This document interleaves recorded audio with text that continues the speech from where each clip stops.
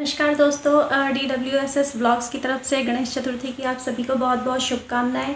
और आज हम आपको बताएंगे कुछ खास बातें जिनका आपको ध्यान रखना चाहिए जब आप गणेश जी को घर पर लेकर आ रहे हैं, क्योंकि कई बार गलत तरीके से गणेश जी का स्थापना करना घातक भी साबित हो सकता है। तो आपको कुछ चीज़ें पता होनी चाहिए, तो उन्हीं का हम आज विस्तार में आपको बताएंगे कि गणेश जी को किस तरह से लाया जाता है और किस तरह इनकी पूजा की जाती है और कब गणेश चतुर्थी मनाई जाएगी और कौन सी तिथि को मनाई जाएगी। ये सारी बातें आज हम कर रहे हैं।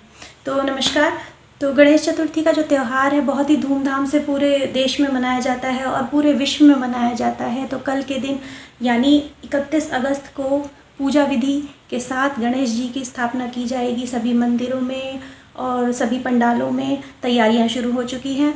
और घरों में अगर आप घर में गणेश जी की स्थापना कर रहे हैं तो जब बहुत सारे लोग जो हैं घर पर गणेश जी की स्थापना करते हैं गणेश चतुर्थी के लिए, क्योंकि जो विघ्नहर्ता है वो हमारे साथ आते हैं इस पृथ्वी पर 10 दिन के लिए। 11वें दिन उनका विसर्जन किया जाता है। तो लोग अपने सामर्थ्य अनुसार उनको घर पर रखते हैं। कोई 1.5 दिन, कोई 3 दिन, कोई 5 दिन, ऐसे करके लोग उनकी विधि विधान के साथ पूजा करते हैं उतने दिन तक जितने दिन उनको अपने साथ विराजमान करते हैं।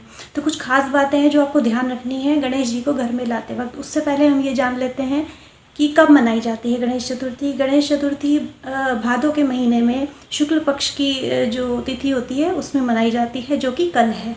और आज यानी 30 अगस्त को 3:33 से शुरू हो चुकी है गणेश चतुर्थी और 31 अगस्त को 3:22 तक चलने वाली है। जो पूजा आप करेंगे वो आप 31 अगस्त को करेंगे। सुबह 6 बजे से 9 बजे के बीच में आप पूजा कर सकते हैं विधि विधान के साथ, नहा धोकर साफ़ सुथरा होकर, और एक पाटा बिछाकर उस पर लाल कपड़ा या पीला वस्त्र आप पहने भी और बिछाए भी। उनको ज़्यादा प्रिय होता है गणेश जी को, और कल बुधवार भी है तो और अच्छी बात है। तो आप लाल वस्त्र या पीला वस्त्र वहाँ पर बिछा करके गणेश जी को स्थापित कीजिए फूलों के साथ, और उनके भोग प्रसाद का इंतज़ाम भी आपको करना होता है। और साथ में घी का दीपक जलाया जाता है, रोली रखी जाती है, अक्षत यानी चावल दूबड़ा रखा जाता है साथ में, और कलश रखा जाता है जल से भरा हुआ, जो कि जितने दिन की आपने स्थापना की है वो वहाँ कलश स्थापना की जाती है। ठीक है। अब क्या चीज़ें ध्यान देने योग्य है वो ध्यान दीजिए कि क्या हमें नहीं करना है, किन बातों का हमें ध्यान रखना है।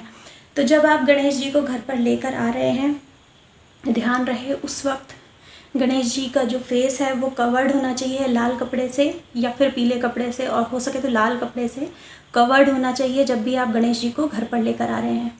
और अगर घर पर स्थापना कर रहे हैं तो उनकी जो मूर्ति है या उनकी प्रतिमा है वो बैठी हुई होनी चाहिए। मूषक के ऊपर बैठे हों तो ज़्यादा बेटर है। तीसरी बात कि जब गणेश जी को आप घर लाते हैं ध्यान दीजिएगा, क्योंकि जब हम लेने जाते हैं गणेश जी को तो वहाँ पर जल्दबाजी में कई बार नहीं भी ध्यान रहता, उनकी जो सूंड होती है वो बाईं ओर होनी चाहिए।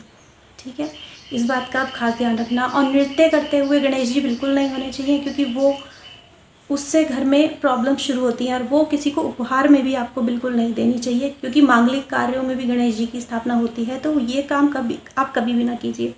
और जो लोग अभी न्यूली मैरिड हैं या फिर जो मतलब संतान की प्राप्ति के लिए गणेश जी को रख रहे हैं, वो खास ध्यान रखें कि उनके लिए बाल रूप वाली गणेश मूर्ति ज़्यादा बेनिफिशियल होगी, ज़्यादा फ़ायदा होगा उनको बाल रूप वाली गणेश मूर्ति रखने से।